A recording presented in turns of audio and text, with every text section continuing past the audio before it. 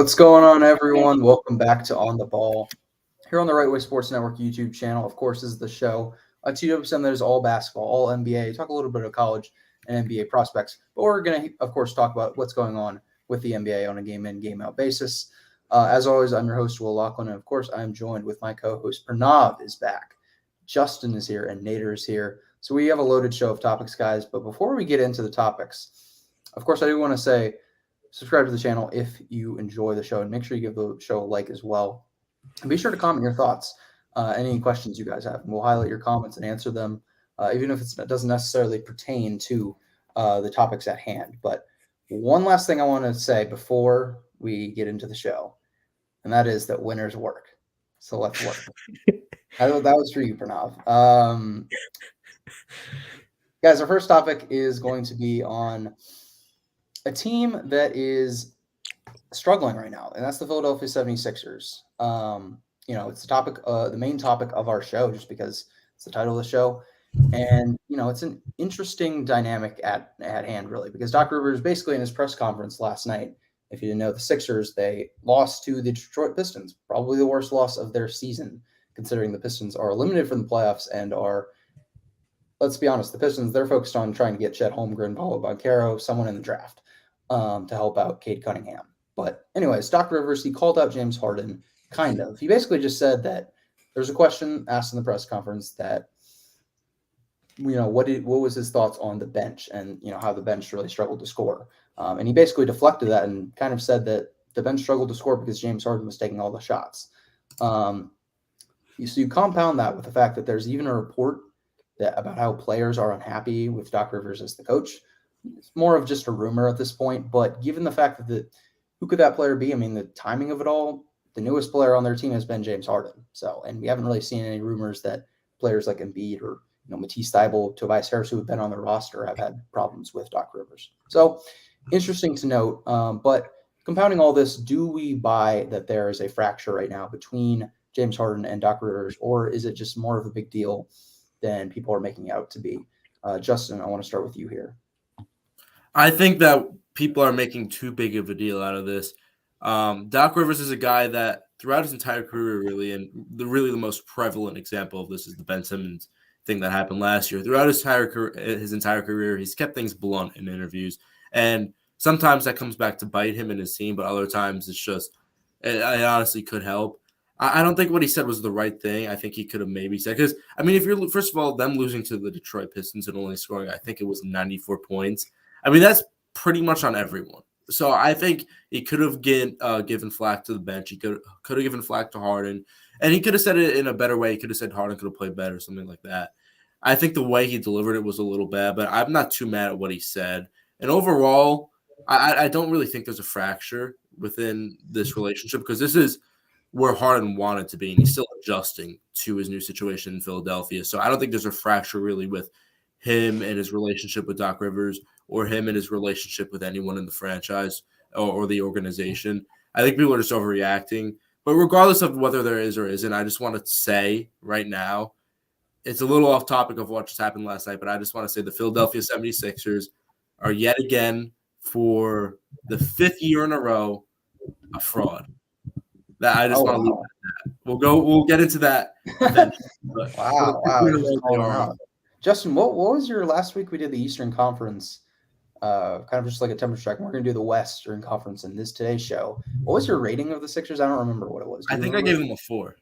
Wow. Okay. So, all right. So that tracks then. You were definitely, now you're even less confident, I guess, about them. I've been less confident throughout the week, especially with that loss. You know what? The Sixers may be frauds, but I'll tell you who they are better than still, the Miami Heat. And I will take no further questions.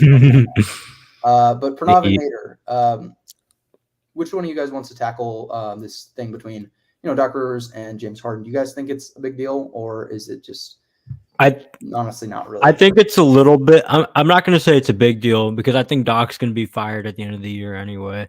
But I think it's a little bit of a deal, because James Harden's a free agent, and alienating a player that's your second best player on your roster, a guy you gave up so much capital for, alienating that guy and essentially putting yourself in a position where it's probably going to be, hey, you pick him or you pick me situation in this offseason. And obviously they're going to pick Harden. But what if other players on the roster want Doc to stay, like an Embiid? I know probably he doesn't. You'd rather have Harden, obviously.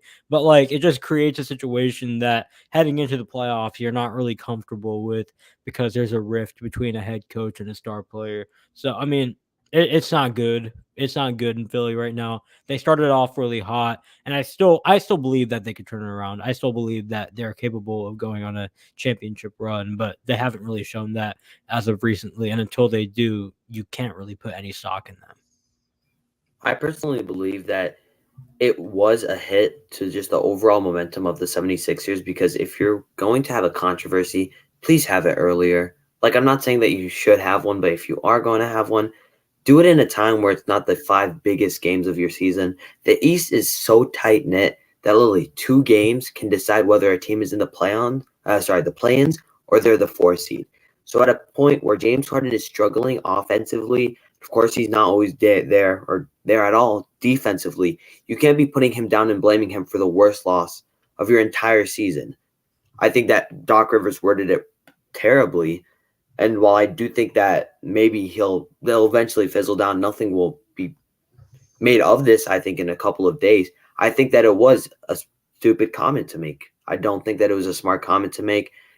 Blaming your second best player and one of the best shooting guards of all time for a loss, it's never a good look, especially when you single him out and pretty much choose your bench over him. And it's not the fact that he could have just not mentioned his bench at all. He could have just said, as a team, we didn't play right. We did this, we did that. But instead, he chose his bench over James Harden. He shouldn't have done either and chose either. He should protect his players. And instead, he singled one out in front of the media at a time at the worst time possible in the season.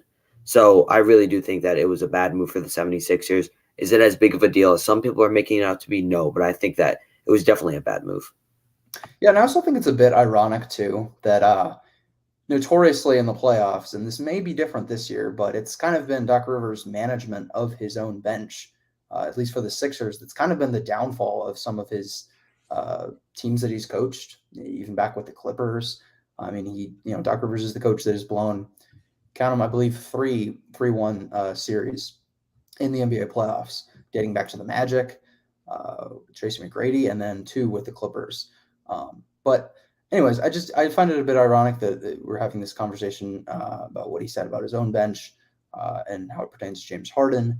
And it's really the fact that, even though Doc Rivers has shown a bit of signs that maybe he'll be able to manage his bench better based on what he's done since James Harden has, been into the rotation and been their, second guy for Philly. But I just find it a bit ironic on that end.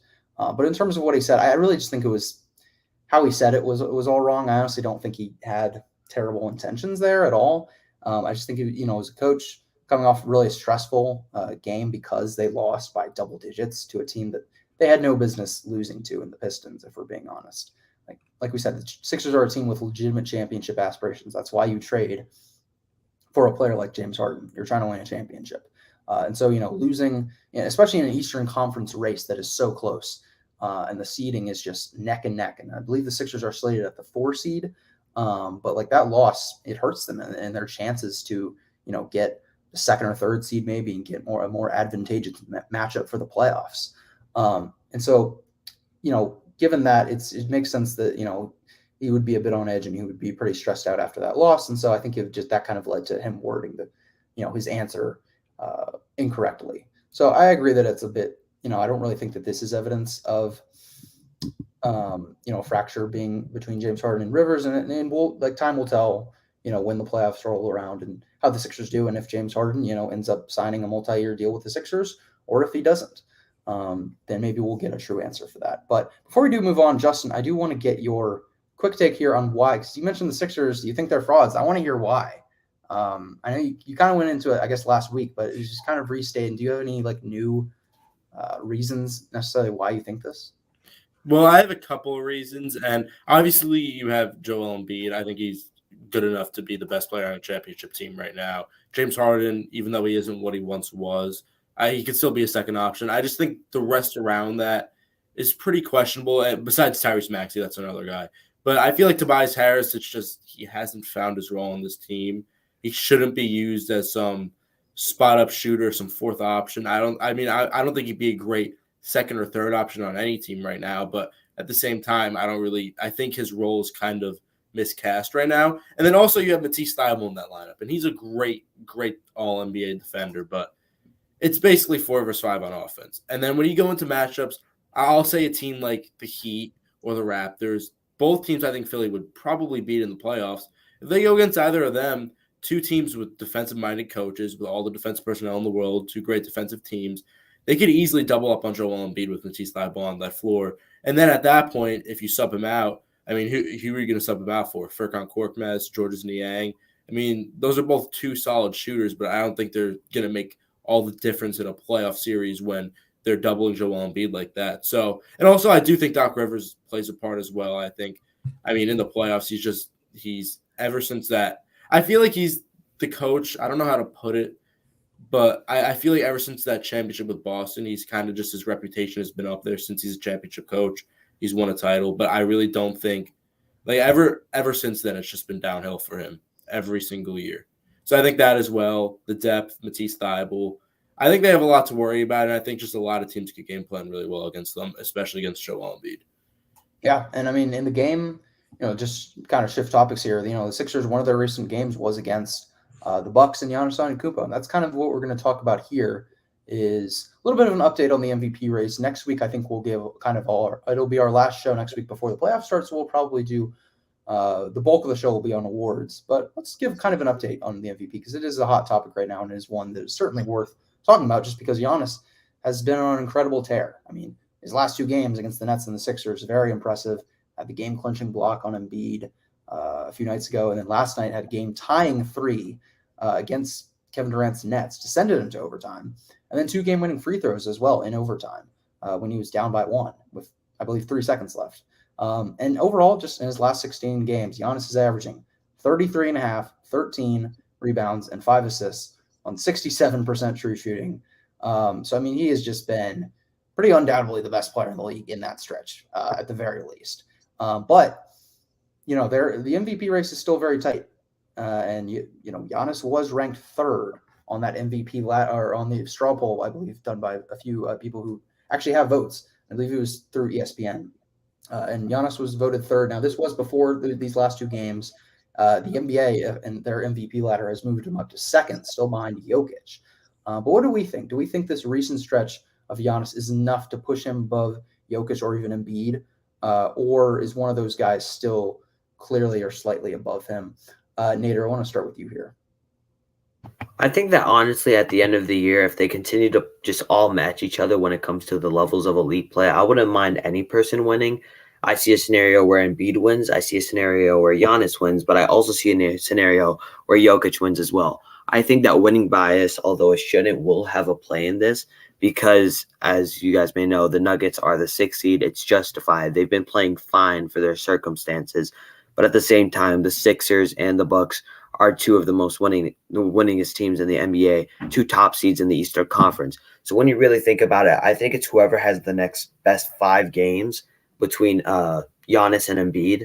And I think that those 2 will really trickle down to end up winning the award. Although I personally would like to see Jokic get as much consideration, just give it up to the writers and voters and the media who is voting on the award. But personally, I think that it's going to be an Eastern Conference player taking it home. And it's whoever just has the best 5. And I do believe that Giannis should have just as good of a case as anyone else. The things that he's been doing is absolutely insane. He is a generational talent. He'll end up being one of the best players to ever touch a basketball. He currently is. And that's not trying to overrate him or show any winning bias. I've been on Giannis's train for so long, and I think that he's just a fantastic player and that he has to be respected as an all-time great just because of the level that he's been playing at on both sides of the court. Preach, Nader, preach. I think Giannis is at this point my MVP pick. I think I sort of throughout the whole year. I mean, there was a point in time where I had Joel Embiid as my MVP, but it's been a while since I've really thought that. It's been like a couple months since I thought Embiid was the MVP. He still played great, but he's kind of slowed down a little bit, and Jokic and Giannis have continued to get better. And I mean, Embiid's slowing down from what he was playing like. I mean, like, it's really hard for any player ever to keep up that scoring streak, but Giannis and Jokic have just gotten better. So Embiid, to me, everyone's calling it a 3-man race. I really think it's a 2-man race right now between Giannis and Jokic. And honestly, this is kind of off topic, and this is not anything against Embiid, but I would probably have Luka Doncic number 3 in that MVP race right now. I think he's slightly over Joel Embiid, but that's a different conversation for a different day. This is about who I think should win MVP, and I think that's Giannis. I've just flip-flopped between both of them consistently, and I think Jokic probably will win his second MVP this year. That's who I would predict. But Giannis on both ends of the floor this year, arguably the defense player of the year. There's got like 5 guys that could win that award. I don't think Giannis should be it, but he's still in that conversation. Will still be an easy all defensive first team nod. And then offensively, he's had his best season by far. He's quietly been a great shooter this year, specifically from the mid-range, and he's been a very impactful mid-range shooter this year. There's some guys who aren't very impactful in that role, but Giannis has been very impactful as a mid-range scorer and shooter this year, shooting, I believe, 42% from the mid-range of the season. And he's definitely had his best offensive season. I think he's having one of the better offensive seasons for a power forward we've ever seen. So that, combined with his defense, I think gives him the slight nod over Jokic. Jokic does have the edge in terms of floor raising, and he does have the edge offensively slightly, I would say. But I think Giannis, just his two-way impact, no one in the league comes relatively close to that. Like, not a single player comes anywhere near that. He's having one of the better offensive seasons for a power forward that we've ever seen. I think Giannis is definitely the MVP this year. But, I mean, honestly, every time we bring this up, like, I usually have a different answer. So next week, say Jokic goes on a run. Like, it's enough time where if Jokic is to go on a crazy run, he could win MVP, and that would be justified, even though there's like 4 or 5 games left in the year. If he went on a crazy run, it would be justified for him to win an MVP at that point. So I would go with Giannis right now, but I think it's just a 2-man race.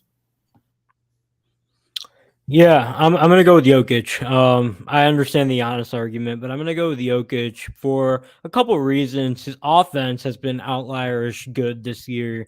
I mean, he's one of the most efficient scorers in the NBA. He's one of the best playmakers in the NBA. You know what Nikola Jokic does on the court. I mean, the Nuggets offense, he's elevated their value so greatly to the point where Will Barton is the second best player and the second most consistent player on that roster all year.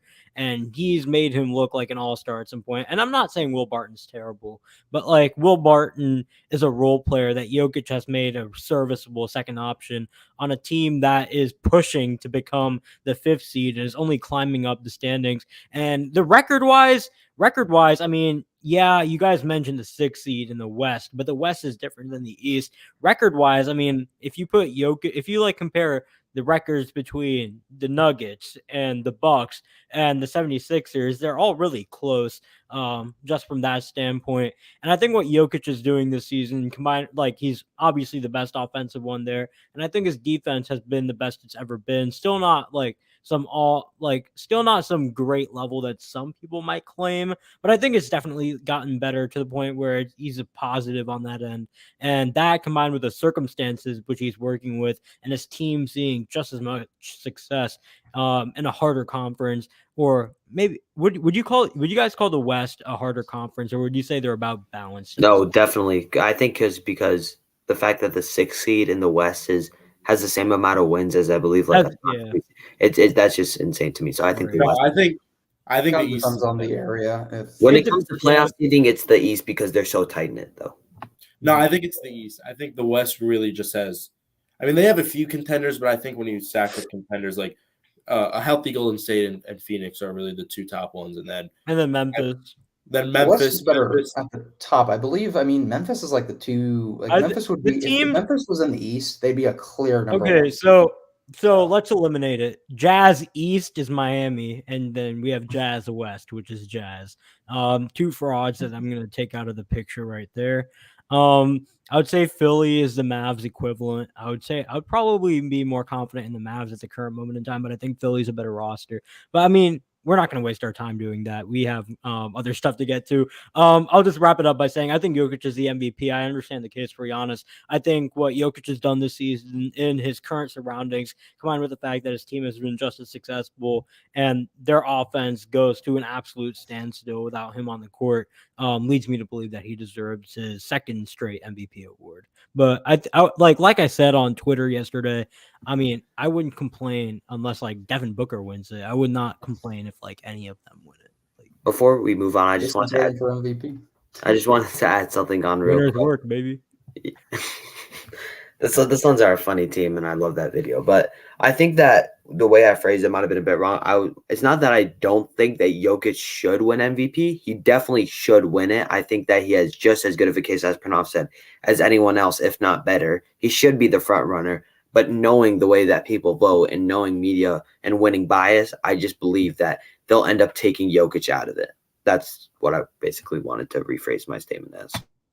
Yeah, honestly, I'd be kind of inclined to agree with that, but like there was that I mean, it's kind of crazy. Like there was that I mentioned earlier, but like the ESPN straw poll that had Jokic as like the kind of clear number one. And again, like that was a few days ago. It's definitely subject to change, especially given what Giannis has done recently.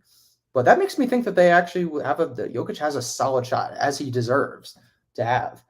In terms of what I think, though, I am like in a complete it's a complete coin flip for me between Jokic and Giannis. They're pretty much tied. I think I'll give it to Giannis just slightly. It kind of sometimes it comes down to I think about it how like do you prefer Jokic's playmaking or like Giannis's defense more? I think I'd lean towards like Jokic's playmaking, but also I think Giannis has just been a pretty great passer if we're being honest as well this year. Just based on the eye test. I know the assists are like that. He's averaging what, like 5-6 assists. It's not like terrific, but assists don't measure like your true value as a playmaker. I think we can all agree on that. And based on what I've seen, I think Giannis is honestly one of the better passers in the league. Not a best, not elite, but he's really good, especially. I would say he's bordering elite. He's really good, man. I mean, it's. Yeah. Like he had a couple of passes in overtime that he hit like Wes Matthews in the corner, and they were trying to top four short roll passer. I mean, right? Yeah, I mean, and the thing is, I mean, with Giannis, I'll say this too: if a couple things happen, I think he's maybe not a shoo-in to win MVP, but I think he's easily the favorite if these things happen. I'm not necessarily saying from the perspective of what I think will or what I think should happen, but it's more of what will happen.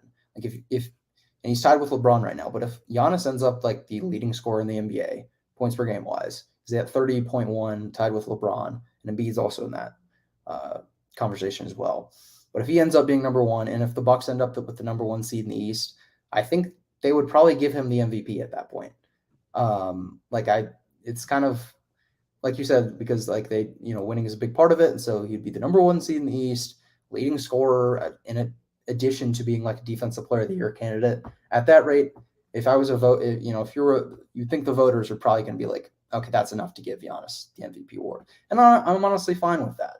I don't think that necessarily makes him like a clear number one over Jokic, like at all. But I don't think anyone can really be mad at Giannis winning MVP if all that stuff happens. I have a question that's going away from the grain, but it's kind of related. It's about Giannis, and do you guys think he is the defensive player of the year, or he has a strong argument in comparison to years past? Because without Lopez there, I mean, Lopez hasn't been there for most of the year, and without Lopez there, Giannis has kind of been forced into playing more of a natural rim protector role rather than being the natural roamer that he is accustomed to being and where he finds most of his value. And I think that's kind of what I wouldn't say like diminish his value because he's still obviously a great defender, but he's not as valuable as he is as a natural rim protector than when he is as a roamer. Do you guys think that plays any part into his deep boy candidacy, or would you excuse that? I think he's top 3 when it comes to defensive player of the year, like at least, and that's an award that I still don't really know who's going to win. But I think, like you said, Pranav, like they've kind of adjusted their scheme around him because like Lopez is their primary, like drop defender, and that kind of it's been replaced with Giannis, who's played multiple different coverages and played way more in the pick and roll, which, I mean, last year in the NBA Finals, he had that epic block against Ayton. That was when he was guarding in the pick and roll. So, like, we know he can do that. It's just that he's got to do that full-time on a game-in, game-out basis. Had to maybe defend a little bit more on the perimeter, like when the Bucks are switching. And he's not necessarily as good at defending on the perimeter. He's not bad at all. Like, I still think he's fine. It kind of depends on the matchup. But he's not there to help when right. So I think his candidacy is definitely not as good as it was when he won it 2 years ago. Like, that was probably his best defensive season. Or even, I believe he came top 3 another year as well. So I think it's a bit worse, but given the fact that, like, Anthony Davis hasn't played, Bam Adebayo's missed time and maybe hasn't been as great of a defender this year. Draymond Green's missed time, even though I think when Draymond's played, he's been the best defender in the NBA, but he hasn't played enough games. So given the fact that you have 3 excellent defenders like those that I just mentioned, and they haven't been as big of names that we've seen, I think it's fair that, like, Giannis has still been kind of thrusted into the depoy candidacy with, the likes of Gobert, guys like Jaren Jackson Jr. Jaren Jackson Jr. and even Rob Will. And Marcus Smart. I mean, even though he's a guard. Even the GOAT perimeter defender, Marcus. No, I'm kidding. I mean, the thing is, though, when it comes to that, it's just the fact that I think that Giannis and Gobert will always be in the depoy conversation every year just because they're so good at defense. And Defensive Player of the Year is just, I think, it's the only award that really – you could kind of pencil every year, it's going to come down to like 3 guys. Exactly. But at the same time, it's the only award that really attacks one specific aspect of the game of basketball. Like, there's not an Offensive Player of the Year, at least an official one. There's not a Best Playmaker of the Year. There's a Defensive Player of the Year. I would argue that Sixth Man of the Year is become like a basically who averages the most points on the bench. Sixth Man of the Year is like relative. It changes every year though. Like, I don't. Besides when as soon as Lua got out of his prime, Sixth Man of the Year. It's not for today, but I will argue during our awards episode next week that Sixth Man of the Year and Most Improved Player is a cringe award, but I'll get to that next week. But I mean, as far as like depoy, before we go on to our next topic, Nader talked about how it specifically attacks a certain aspect of defense, which is interior defense. And I mean, interior defense, not necessarily that I just attack. I think everyone knows interior defense is more valuable, but I'm starting to have a change of heart in terms of, do you guys think that the NBA should be should like do the depoy award? Should they do it like relative to like defensive position? I think it should straight up be just to me it's just whoever provides the most defensive impact, and because that's always going to be has a more natural advantage to do that. But that doesn't mean like Marcus Smart's, even though he plays primarily a less valuable form of defense, is still better than a pretty good amount of rim protectors in the NBA. Like, that's just how great he is. But like the thing is like none of us are gonna say that Marcus Smart is more impactful defensively this year or ever than Rudy Gobert. But what I'm asking is, do you think the NBA and like the voters in general, should they change their line of thinking to the point where they should look like, hey, this guy right here, Marcus Smart, is having the better season than, like, let's say Gobert, relative to his area of defense, like relative to the other perimeter defenders, he's having a better season than Gobert is as a rim protector. I don't believe this, by the way, but let me just say this as a hypothetical. If we go about, should they go about it like that to provide more leniency towards perimeter defenders? I mean, not necessarily. It's tough. But go ahead, Justin. I think hypothetically that makes some sense, but I think, again, it's too hard. The Defensive Player of the Year award is called the Defensive Player of the Year award for a reason. It's not just relative for the best perimeter defender. If you're the most impactful defender, you should win Defensive Player of the Year regardless. Right. And right now, to transition into who I think should win Defensive Player of the Year, since we already really said that, or no, really Giannis's case, I think Giannis, I would probably have tied third. It's really tough for that. I think the top 2 right now is Rudy Gobert and Jaren Jackson Jr. And then there's a bunch of other guys. I think Giannis and Robert Williams are tied for that third spot. Bam Adebayo and Draymond Green, it's because they missed time. But Giannis and Robert Williams are both up there for top 3. But in terms of what Pranav said, though, that's why they have the all-defensive team, so I'll also give the guard some love. So I think it's just since it's called Defensive Player of the Year, whoever has the most impact, that's just who should win. And that should be how it applies to every award. MVP, whoever's the most valuable and impactful, that's who should win. Sixth Man of the Year, it doesn't have to be the scorer, just whoever. Like last year, it should have been Joe Ingles.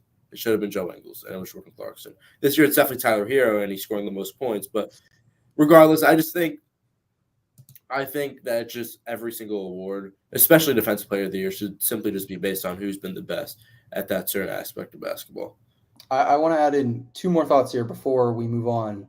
Just talking about some of the Western Conference contenders, because that'll be our next topic. But number 1, you know what? Like, is Gobert a better defender and more impactful than Smart? Yes. But you know what? I'm fully on like the Marcus Smart. Give him the Defensive Player of the Year award, because I'm just kind of frankly, like, even though, I respect what Gobert does, like any person who, watches basketball a decent amount should, because he's great at absolutely, like, historically great at what he does. But I'm perfectly fine just because it's a bit boring, And Yeah, I was gonna. at the end of the day, yeah, it kind of is. But I'm perfectly, like, I think it's great. It would be awesome for the NBA if, like, Marcus Smart won the Defensive Player of the Year award, because he's be the first guard since Gary Payton in 1996, I believe, to do that. And I think, it's a bit better for like the NBA as like a whole when you look at it from like a marketing perspective, even to say like, hey, Marcus Smart's our Defensive Player of the Year versus Rudy Gobert, who's, not necessarily everyone's favorite player. Also, if you're a Rudy Gobert fan,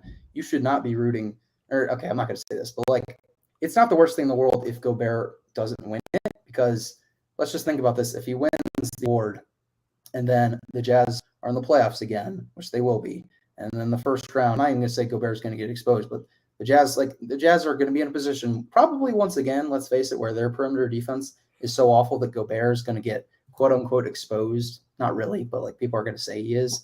And that's going to be an even bigger legacy stain on Gobert. So if you like Gobert, you shouldn't be like honestly complaining all that much that he doesn't win it, because it honestly may be a bad thing for his legacy come playoff time. Because this is what happened last year. He won the Defensive Player of the Year award, but people called him a fraud on defense, even though they shouldn't have, because it was like, this is your Defensive Player of the Year that can't guard on the perimeter. But that's just kind of like I'm trying to see him break that record and make people cry.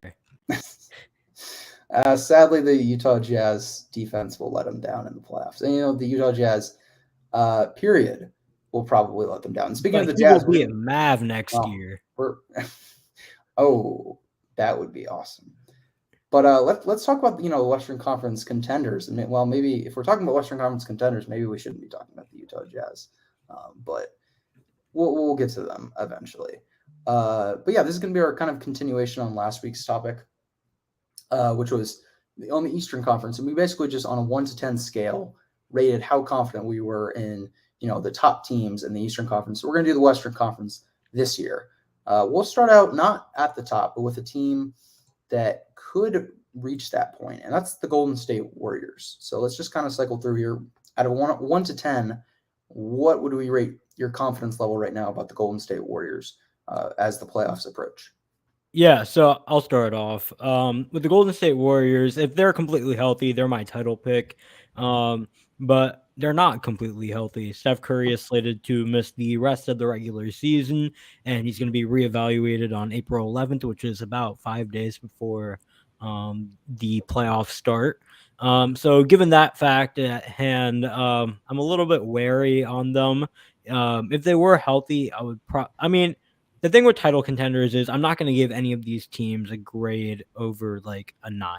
I mean, you can't be that confident ever. But like in terms of the Golden State Warriors, I think they're the best team in the league when healthy, but they're not healthy. So for the fact that they aren't healthy, I'm going to give them a 6 out of 10 in terms of how confident I am. And once they do get healthy, I'll probably mark that up to a 7, which I am with 2 Western Conference teams right now. But right now, they're not healthy, and we don't know if Steph's going to be back for game 1 of a first-round playoff series. So until that happens, they're going to stay at 6 for me. I'm also going to give them a 6. It's along the same lines as Pranav. If fully healthy, I wouldn't necessarily say they're my title pick. I'll get into that later, but I just think Golden State, I mean, they still have one of the best players in the world. Steph Curry, although he's had a down year, I mean, I think it was Pranav who said it. It's Steph Curry's down year is most players' career year. So, like, him having a down year is still a great year. And then, even though Klay Thompson has been kind of on and off, I think he's going to turn it around come playoff time. And plus, even if he doesn't turn it around, he's always a threat to hit that three. So, he's going to be putting pressure on the defense regardless of if he's not hitting his shots or not. Jordan Poole's been great lately also, except for that one shot down the stretch of that. I forgot who they played, but that one shot down the stretch where he shot a half-court shot with like 4 seconds left. But that's besides the point. Draymond Green's also that anchor. Really, Golden State is just great as a whole, but I just think, I mean, the past like 60 games, even sometimes when they are healthy, they've kind of like they haven't been as good as they were that first 20. And I think they could get back to that if healthy, but again, how quick they're gonna have to get healthy quick, fully healthy quick. And also Wiggins has struggled lately since the All-Star break. I'm not buying into Golden State that much as contenders this year. I just think they need not a fresh start in terms of like a rebuild, but I think they need like a fresh start of a season. So like next year when they're fully healthy, I really don't know what other changes they should make to this roster, but I just think they need a fresh start in terms of a season, and then they'll be back on track. I have to agree more with Justin here, although I think that Pranav's take, it's not bad at all because the Golden State Warriors, when healthy, when they play right, are, in my opinion, the most dangerous team in basketball because when you have Curry, and if he's on, best player in the league, if you have Klay, who's one of the best shooters to ever live, second best shooters to ever live, solid on defense. I wouldn't say great anymore because, he's still coming back from a 2-year layoff. So, but I think that team's great. But at the same time, they're in a tough spot right now because of the inconsistencies that they've had all year. It's either that Draymond was out or Klay was out or Steph was out. And we got to see all three of them on the court for minimal time this year. So right now, out of 10, wait, Justin, sorry, can you repeat your score again for what you gave them? I said a 6. I'm gonna go about a 6.5. It's just that Curry injury. Yeah, 6 to 6.5. I might even go lower just because I'm scared about the Curry injury and what that could mean with him getting into a rhythm for the playoffs because Steph hasn't been the most consistent this year. So an injury in this last stretch of games, plus possible of him missing the beginning of a playoff series, is not very encouraging. But I think that when healthy, this team can make as much noise as anyone else. It's just a matter of consistency and health. And those are the two biggest factors for the Warriors to see if they can finally, not necessarily bring back a dynasty, but show that the dynasty is not over. Honestly, I wasn't expecting to be have the highest grade on the Warriors, but I would put the Warriors at a 7. And that's despite like some legitimate concerns, which you mentioned, like Steph's health, obviously, but also they have a weird dynamic where Klay Thompson's the integration that he's had to undergo has just. It's been a struggle at a lot of times. And sometimes it's kind of he's trying to prove that, he's like fully back and that he is like a top 75 player of all time, because he didn't get voted on that. And sometimes he's just trying to become like a creator more than like the elite 3-point shooter that he once was and that we hope that he still can be moving forward. But his integration has just been weird. Sometimes, of late, Jordan Poole has been that guy for them. But he has to like continue to do that. And now I'm not even really questioning his ability. It's more of just like, will Steve Kerr and will the Warriors allow him to be the second creator? Because he has to be like their second go-to guy on offense after Steph Curry. Because he's a better offensive player than Draymond. He's a better like self-creation scorer than like Draymond Green, obviously, than Klay Thompson, especially at this state. And also Andrew Wiggins. Like Andrew Wiggins and Klay Thompson have to be primarily play finishers with their ability to cut to the rim and finish off of those, and also their ability to obviously shoot the three. That's what they have to. That's the role that they have to be, despite them like legacy wise, and the fact that like Wiggins was an all-star starter and that Klay's one of the greatest shooters ever, are propped up over like Jordan Poole. But the reality is like Jordan Poole has to be their second go-to option on offense. And I don't like from what I've seen from Steve Kerr and the way that their offense is flowing. I don't really know. And like you guys said, the health with them it's tough because at the start of the season, Draymond and Steph were healthy, but Klay was out. And then there was a stretch where Draymond was out and Klay came back. And then there was a stretch now where Steph is out. So it's like they can never all three get healthy. So it just gives me like bad vibes. And I just don't think it's all going to come together for the Warriors this year. Like you said, Nate, like you said, Justin, you just doubt that the ability to all get healthy and on the same page, it'll really happen. And if it does, yeah, they probably are the most dangerous team in the West, but the chances of it happening just aren't that great. So despite that, I'd probably give them a 7 just because if they do put it all together, then we know they're going to have a pretty solid shot. But let's move on to another team here, and that is the Memphis Grizzlies, who are elite without their best player, John Morant, and they're also pretty elite with him as well. They're second best team in the West. Would win 60 games here, which is just incredible. But out of a scale of 1 to 10, what rating would we give the Grizzlies? I'd give them a 7, and as we speak, they're currently beating the Winners Work team. But like, I'll give them a 7 because of the health. Number one, they're more healthy than the Golden State Warriors.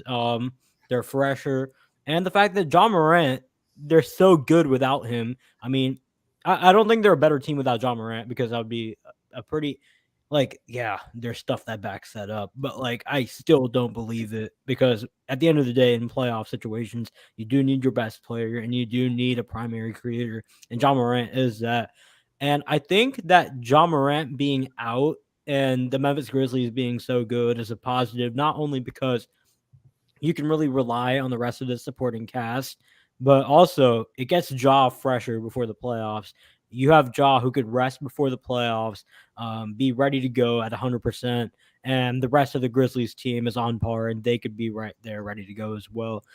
They're extremely deep. They have great rim protection, as we mentioned, with Jaren Jackson Jr., a top 3 deep boy candidate this season. They have a great primary in Ja when he's healthy. They have the best backup point guard in the league in Tyus Jones. They're one of the best shooters in the league and one of the best 3-and-D players in Desmond Bane, who is a most improved candidate. They're just so loaded everywhere. They have the shooters, they have the wing defenders, they have the superstar engine, and they have the defense, the interior defense. Xavier Tillman, once he gets healthy as well. I mean, he's a great backup big who can protect the rim as well. I mean, they're so solid and they're so complete to the point where I think they're just as good as the Phoenix Suns. I mean, not record wise, obviously, but obviously we're in both their matchups this season. They've been on par. And I think just in general, the way the roster is constructed and the way they play, they're on par with the Phoenix Suns. So I'd give them a 7. I would give them a 7 out of 10 heading into the playoffs. I'm also going to give them a 7, and it's really along the same lines as what Pranav said. Again, this is like they do have to get healthy, but I think, I mean, first of all, their chance of getting healthy, like you just need John Morant back, and he's going to be back by the playoffs, so that's not really a big deal. But the Memphis Grizzlies, this is one of the deepest teams in the entire NBA. I would probably say, like off the top of my head, in the West at least, they're the second deepest team. And as Pranav said, they have the rim protection, they have the shooting, they have the scores, they have the playmakers, they have everything. And Taylor Jenkins as the coach. Monty Williams, I think, is definitely the coach of the year, but Taylor Jenkins is also up there as well. So I think with Memphis, like it's something I've been thinking about for a while, and I don't really say this about a lot of teams because I think this idea and theory just, like, I think for the most part it's dumb. But for the Grizzlies, I really see it. It's just the way, like, they attack every single team on a nightly basis. They go out against these contenders like the Warriors, the Suns, whoever they're playing. It really seems like they're better against the better teams. That's how I feel. I feel like they always play with a chip on their shoulder. And again, I feel like this is an idea that's flawed, and that really, like, if someone says this, I wouldn't really like take that into consideration that much. But I feel like the Grizzlies are just a team that want to prove something. And really every single year they've proved everyone wrong. So every single year they've overachieved. But this year, I feel like it's just like, I mean, they're going to be in the playoffs. It's the best team they've had around John Morant by far, obviously. I think they're playing with a chip on their shoulder. And I think with their depth, their defense, John Morant being a superstar, I think this is going to be their year. I think they're going to make the conference finals. And I think they're really going to push Phoenix. I don't think they're going to beat Phoenix. That's a spoiler alert. I think Phoenix will make the finals. I don't think they'll beat them, but I think they're going to shock a lot of people and really just make it as tight as possible. I mean, I agree with all of Justin and Pranav's points. It just dare I say they're frauds. No, I'm kidding. No, they're not frauds. They're definitely not frauds. They've played at an extremely high level. Call me a cat. It's just very discouraging. Not necessarily, this isn't something they control, but this is their first real year of contention. And I get it. The Phoenix Suns did it last year, but the Phoenix Suns were also although I hate this narrative, they got extremely lucky in the playoffs too. They made the finals and they deserved it, but at the same time, let's not act like they weren't given a good hand of cards. They played the right teams at the right time with the certain injuries.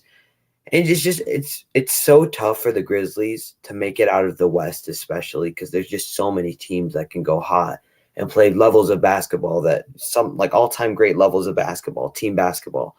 And right now I'd give them about a 6.5 to a 7. I mean, regular season wise, it's about an 8 for me. But when it comes to strictly the playoffs, it's a 6.5 until proven, because I just think that you haven't seen them in a playoff setting. And although people like to say same thing, they've been playing great all year, why won't they play the same in the playoffs? Playoffs really are different. They truly are. It's just a different feel. People know that this isn't just a regular season game that they can lose and rebound on. You only have 7, and if you lose 4, you're out. So it's really tough. I want them to do well. I think that they have everything it takes to do well, but maybe 1 or 2 more years before I can put them as a truly elite contender. It's no disrespect to them. They played fantastic. They kind of remind me of last year's Suns because of the fact that it's just out of the blue success and it's just great team basketball. But at the same point, it's very discouraging to see them as a very young team that just hasn't been in the playoffs and hasn't been not necessarily battle tested, but battle tested in a 7-game series. Grizzlies, they kind of remind me of last year's Hawks team, actually. Like the Western Conference version and, the version of the Hawks that was made the Eastern Conference Finals, and that was like a really great team the second half of the year. Because the Hawks ended up, I believe, at the 5 seed. And that was because they were bad for the first half of the year, good for the second half of the year. Grizzlies have been great all year, hence why they're the 2nd seed in the Western Conference. And right now, they, like you said, they're beating the Suns, and they don't. Not only do they not have John Morant in this game, they don't have Jaren Jackson Jr. is not playing. Neither is Tyus Jones, neither is Desmond Bane, and neither is Steven Adams. And they're still beating the 62-win Suns, who have just been a buzzsaw all year. And the Suns have had injuries too this year, and they've still been like clearly the best regular season team in the NBA this year. And the Grizzlies are winning this game. Like, that's just remarkable. It's just honestly remarkable. And I think in terms of their playoff translation, I think the inexperience could play a factor, depending on the matchup. Like if they played the Suns, I think the Suns would win. Warriors kind of depends on what the state of the Warriors is at that point. But I'll be honest, like because of the reasons Justin, Pranav, you guys pointed out, like they have everything it takes to be successful for playoff basketball. Like there's really no reason when you watch them play. There's no reason, like eye test wise, and even really if you check like advanced stats and metrics, that this team will, I guess, flop in the postseason. And we could say if an injury happens, but like their best players, been out for quite a handful of games, and they've still been like fantastic. So honestly, this is a team where it's like injuries, even if they do have an injury in the playoffs, they could still like pull out a series and win, depending, of course, on the matchup. So I think the Grizzlies, I put them in at 8. I'm certainly pretty confident, not necessarily that they'll win the West, but that they'll absolutely be threats to make the Western Conference Finals for sure. And at least they're going to win. They're going to go to the second round, 100%. Like I'm guaranteeing that right now. The Grizzlies are not losing in the first round. I don't care if they play the Spurs, the Pelicans, the Timberwolves. Well, the Timberwolves, that would be a fun series, but I would still lean Grizzlies. The Clippers again with Paul George would also be fun, but I don't care. I'm picking the Grizzlies to win. Did Kawhi? Did they say if Kawhi is going to come back for the playoffs? I don't. He hasn't. We don't really know. It's kind of like because Paul George has come back, people are like, "Oh, Kawhi could be back," but like honestly, it might just be like Paul George just wants to play, and the Clippers are in playoff positions. Is he even eligible to play? Like, can Kawhi play in the playoffs? Yeah. Yes, he is. We don't really know if he will. Okay, if Kawhi comes back to the Clippers, everything changes, and that would be a whole topic in and of itself. But it hasn't happened yet, so I can't really, like label that. It's tough for the Clippers, but just once again to conclude this for the Grizzlies, I'd put them in at 8. And like we said, what they've been doing is remarkable, and they're doing it tonight against the Suns by, at least last time I checked, they're winning by 5. Without 5 key rotational players, and 2 of them including their best players. But let's get on to another team, and that's going to be the Dallas Mavericks, who I believe right now are losing. Last time I checked, like 5 minutes ago. Your Washington Wizards. To our Washington Wizards by 20. I don't know why. The Kristaps Porzingis revenge game. Porzingis is getting his rightful revenge for the Mavericks and Luka shaft. No, I'm kidding. But you know what? The Wizards have been eliminated from the playoffs, so I'd rather us lose. I don't really want to talk about our season at all. I don't want it to be brought up till the off season. Justin, we haven't talked about our Wizards in like over 2 months, and that's going to continue. And I still want to keep it like that. Yes. Let's talk about the Mavericks instead. Justin? What would be your rating for the Mavericks? The Mavericks, it's tough for me. I could see I think the Mavericks are the biggest playoff wild card, but I'm also I'm going to give them a 6, just like the Warriors. This is a team that I've come around on a little bit more, and that's mainly because of Spencer Dinwiddie's really exceeded my expectations for him going to the Mavericks. I knew he was going to improve. That was a better role for him, but I didn't think he was going to be this great, and they could really run some lethal three-guard lineups that could work in the playoffs down the stretch of games. So they have the versatility to do that. And then they also have really solid shooters alongside Luka Doncic. And, I think the main thing is just I'm not sure if their defense will be sustainable in the playoffs, but it's been better than I expected going into the year. So I think it's going to be at least solid in the playoffs, but I don't know if their top defense in the league is going to be sustainable throughout the whole playoffs. That's my biggest worry. But Luka Doncic is another guy that could easily be the best player on a championship team right now. And I think we saw it against the Clippers both years, really. The first year they did lose. It wasn't as close as it was last year, but Luka Doncic made it a series. And last year they were up 2-0, and then they blew it, obviously. But Luka Doncic, again, made that a series. And if it wasn't for Tyronn Lue adjusting so well, the Mavericks probably win that series. So I think this year they do have some easier competition. Right now, who would they be playing first round? Who's the 6th seed? I know they're 3rd, the Mavericks. The 6th seed is the Nuggets. The Nuggets. I think they would definitely beat Denver. Jokic would have a great series, but I think they would beat Denver in probably 6-7 games. And then I think going against the Grizzlies, I think that's one of the tougher matchups in the playoffs because although I just praised the Grizzlies, I really like them all around. I just think Luka Doncic, I think no matter who he goes against, whether it's the Suns or the Grizzlies, no matter what defense he plays, he's going to tear them to shreds. So I think he makes that a 7-game series. I think Memphis comes out on top. But regardless, I think the Mavericks is just Luka Doncic is going to be Luka Doncic. And then I think the role players will all mostly step up. I think their defense will get slightly worse. But again, I'm buying into the Mavericks as a second-round team and potentially a conference finals team, mainly because of Luka Doncic and the way they've surrounded him. And also, shout out to Jason Kidd for not being a terrible coach this year. He's been pretty solid as their head coach, and it was a good hire. So I think the Mavericks can make the second round, potentially the conference finals. And if they make the conference finals, anything can happen from there. So I would give them a 6.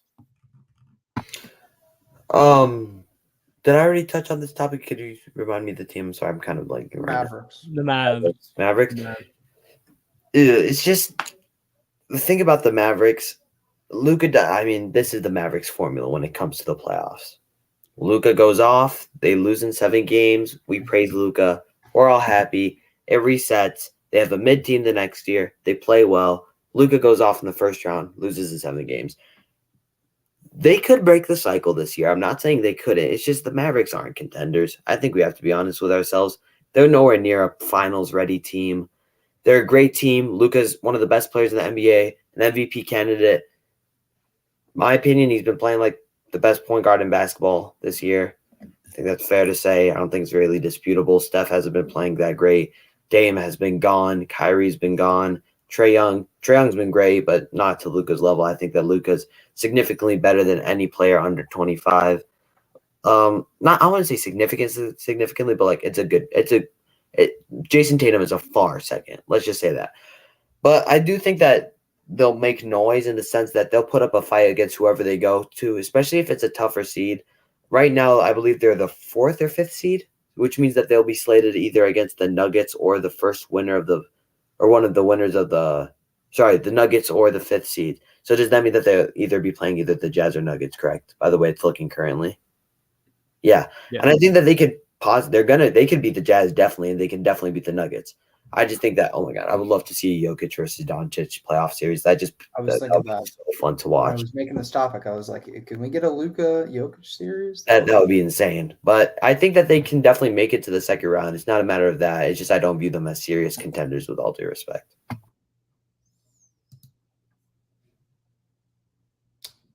Have you got any thoughts on the Mavs? I mean, I'm just gonna piggyback off what you guys said. I'm gonna probably give them, on a scale of 1 to 10, I gave the Warriors a 6, and I gave the Sun. We haven't gotten to the Suns, but I'm gonna give the Suns a 7. And gave the Grizzlies a 7. For the Mavs, I'm gonna give them a 4. A 4.5 actually, a 4.5, because they're not a team that's a top flight team that you expect to win the West, but they're a team that they can go on a run, and it's all spearheaded by number 77. I mean, that guy's incredible. And what they've done defensively this year with Kidd as a coach has been really great. And I mean, Luka has been on his best scoring stretch of his career, and heading into the playoffs, where he's probably going to face a relatively weak perimeter defense against Utah Jazz, who we are going to touch on a little bit later. I mean, I think everything is set up for Luka and the Mavs to advance past the first round, and after that, anything's possible. Yeah, I mean, for me, I'm a little bit more confident in the Mavs. I'd probably put them at like a 7. I think they're, just about just as good of a shot as the Grizzlies, or a battered up Warriors team. I think that I've been really growing on this Mavericks team. I think despite them playing really bad against the Wizards right now, despite that, I think this team is honestly kind of peaking at the right time.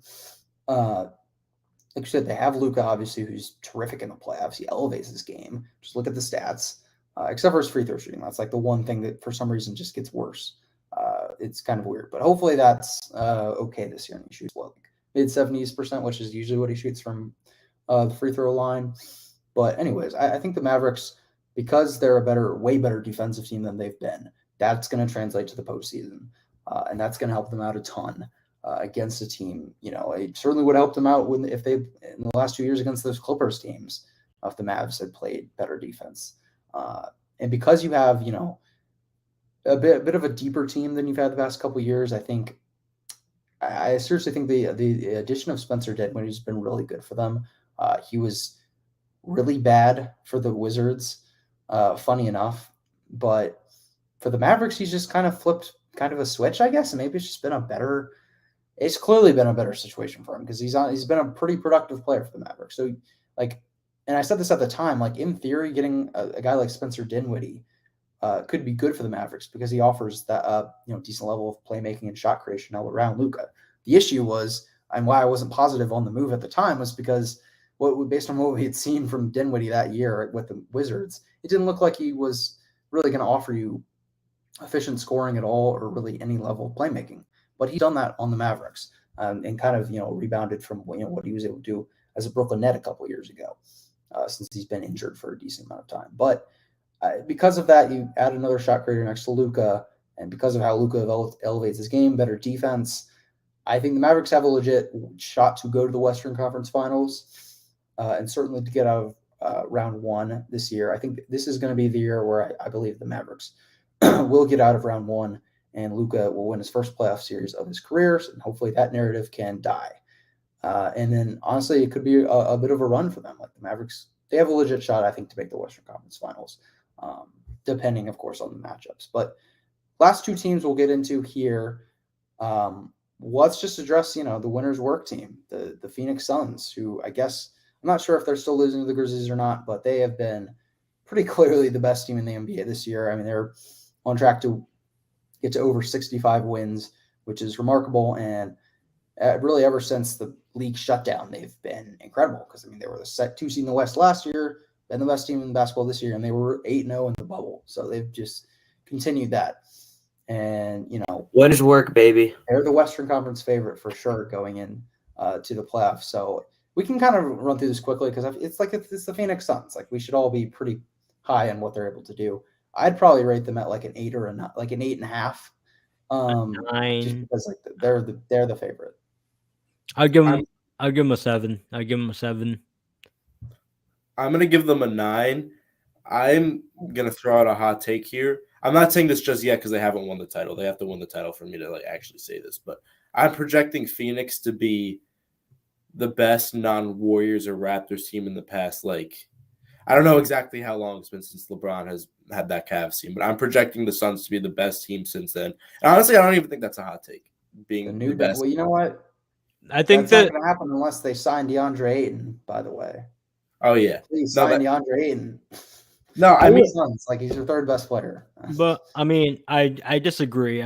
I think that if they were matched up in a 7-game series against the 2017-18 Rockets, that they would lose. Yeah, I'd probably. I think that's a tough yeah. But the Warriors and Or the 2016 Spurs, but like I'm the not going back to were 2016. insane. okay. I think within the I think my time span would be within the last 5 years. So I'll take the 18 Rockets, but yeah, I'll touch That's fair. I completely forgot about them. But I mean I have it. I'm giving Phoenix a 9. But I mean even if they lose to the Rockets, which that's a reasonable take, like that's like one of the best teams we've seen in the past 5 years. So not even many title teams can say that either. So people forget that Rockets team nearly beat like the most stacked. Talent-wise, I think the Golden State Warriors are honestly the best team of all time. Like I know they didn't win as many championships as like Jordan's Bulls or the Dynasty Lakers, but talent-wise, honestly, I think they're unmatched in NBA history, and the Rockets nearly beat them in a 7-game series. And Chris Paul got injured too. Right. I think that they probably could have won that series with Chris Paul. And when it comes to the Suns, I think that I would give them a modest 8 for now. Best team in basketball, I think that's fairly obvious as they've on track to get in the mid-60s when it comes to wins. It's like what the Will thought the Jazz were going to be, but we don't talk about that take. Oh, no. But anyway, Suns, fantastic basketball team. They're going to make noise in the playoffs. I think that right now they have to be the title favorites besides the Bucks. I'd say it goes Bucks, then Suns for me at least. But I think that they're going to make noise in the playoffs. They're going to have great series. They're going to have a great run. And as the theme of this show has been, Pranav, you want to say the line for me? Winners work, baby. Exactly. Absolutely, winners work. Well, I mean, if winners work, then the Jazz have not been putting in that work because that'll be the final team that we talk about. They beat the mighty Lakers. They did beat the mighty Lakers without Anthony Davis and without LeBron James, with Russell Westbrook, who did play pretty well in that game, actually. But let's touch on a contender in the Utah Jazz, I guess. I think it's worth talking about them for sure, even if none of us really buy into their chances. For me, I'll just give my rating quickly here. I'd put them at like a 4, maybe like a 5 at best. The Jazz are pretenders to me because let's be honest, like in the offseason, like their big move to like make their lineups more versatile was like Rudy Gay. And I thought that was a cool move, but that was all they did, like to make their lineups more versatile for playoff basketball, added Rudy Gay. And then what a move.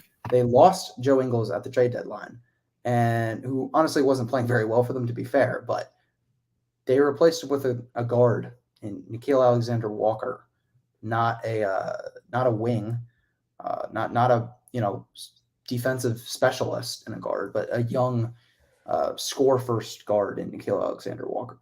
So based on those two things alone, like the Utah Jazz, they have the same weaknesses they had last year that plagued them. Like they're still a team that relies heavily on the 3 ball, which can be good, for sure. But like there's games where they'll just go hot and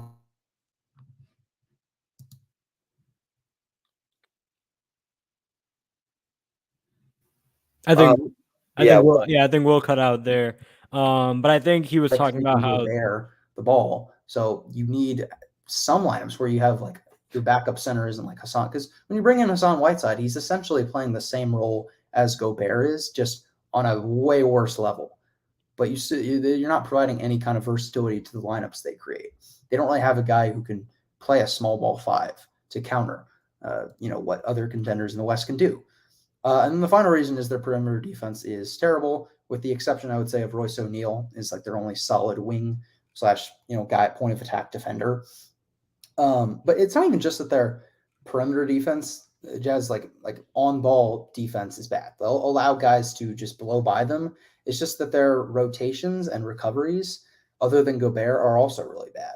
Like their closeouts are weak. Clarkson, Mitchell, pretty much everyone on their team doesn't really know how to close out properly to shooters. They don't know how to recover and rotate at really any level of the court.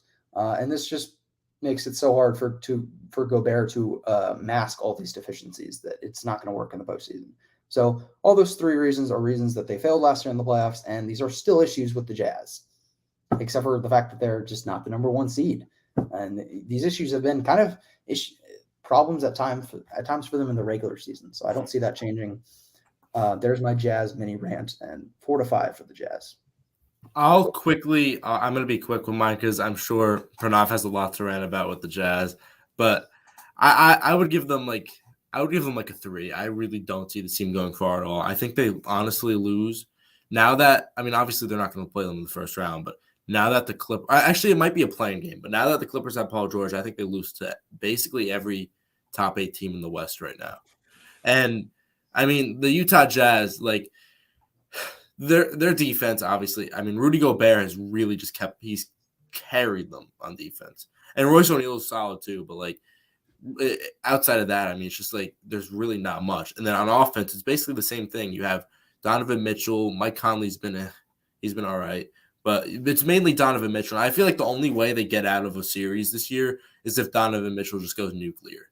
And even at that point, like they're not a lock to come out of the first round whatsoever. Even if he averages 40, 45 points, I don't think they're a lock. I think their offense is not as good as advertised. I think come playoff time, it's going to get locked down a little bit. I think Donovan Mitchell, I'm not saying Donovan Mitchell's going to get locked down. I think he's going to have a great playoff run, but not a run, but a great playoff series.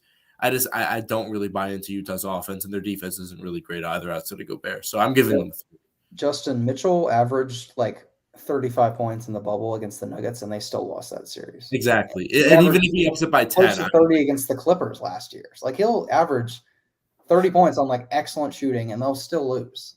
So even if he ups it to 10, like, even if he averages 50 a game, I really, don't see them making it out of that round. And I'm just going to piggyback off what Justin said because I know, Pranav, you probably, again, have a lot to say about this fraudulent team, but they're don't like really have that much to say about it. they're like a 4. What is there to say? They're like a 4. The Jazz just aren't the special, like, with all due respect to the Mavericks, they're like the Mavericks. They're just like there. They're gonna make some noise. They might play well. It's the Jazz, one of the best coaches in the NBA. They're still a good team. It's just I feel like Donovan Mitchell isn't motivated to do anything with his franchise anymore. He's gone. He's gonna leave as soon as he can, or as soon as it's appropriate. But I also just wanted to throw in a quick thing on a good note. I know this is not necessarily about the Jazz, but I found an interesting fact and one of the rare W's from StatMuse nowadays. In 2017 and 2018. The Mavericks were the 13 seed, the Grizzlies were the 14 seed, and the Suns were the 15 seed. But as we stand today, currently, as I'm speaking, the number 1 seed is the Suns, the number 2 seed is the Grizzlies, and the number 3 seed is the Mavericks. So I just wanted to put that out there. And now, drum roll for almighty Pranav's destruction of Utah. Man, the goddamn Jazz, man. Oh my God, they're like a 2. Like, oh my, like. That's generous at this point. Like, oh my God, like 2, like anything below a 2 is reasonable. Anything above is not.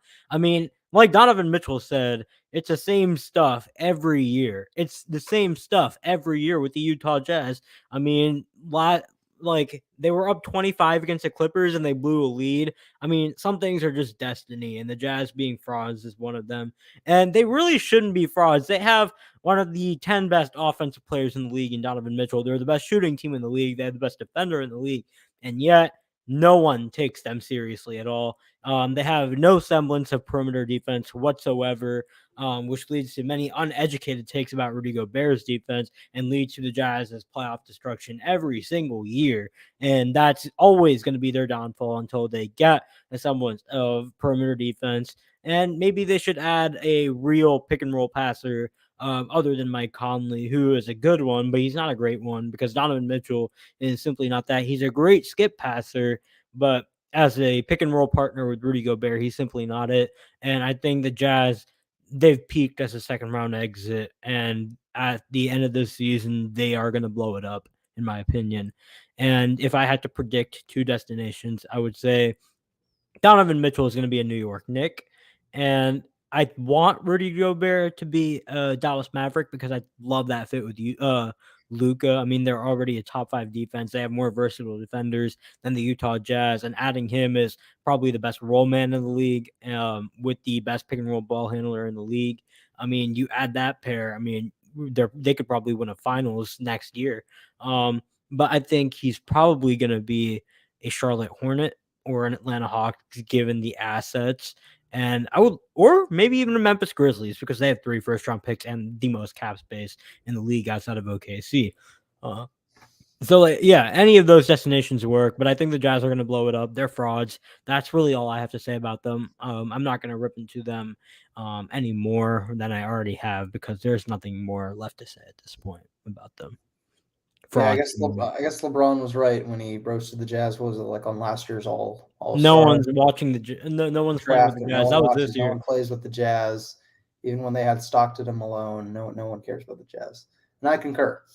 And it is sad that Donovan Mitchell honestly has to be relegated because, like, you just see him like just visibly mad when they blow these leads, despite him playing great basketball. But guys, that's what we're gonna do it for On the Ball here live on a Friday night on the TWSN YouTube channel. Of course, if you enjoyed the show, be sure to subscribe to the channel. We have live shows every day of the week and other video content, of course, that drops daily. One of our analysts, Harrison, he just dropped I believe it was a top 10 2022 NFL draft running backs rankings video. So again, we have like daily content from football stuff, basketball, all kinds of stuff. Tomorrow we should have the soccer sit down show at 10 a.m. So you can tune into that. And of course, you can check out the TWSN Patreon page for any sports betting advice. Our NBA bets have just been hitting on a very rapid and consistent basis. Or one of our, our guy Ethan, our guy Daniel, they've been doing a great job on their NBA bets. So make sure to check that out if you want to make some cash while watching some of these NBA games. But that'll do it for us, for Will, Pranav, Nader, and Justin. Thank you for watching the show and have a great rest of your night. And make sure to remember that winners work.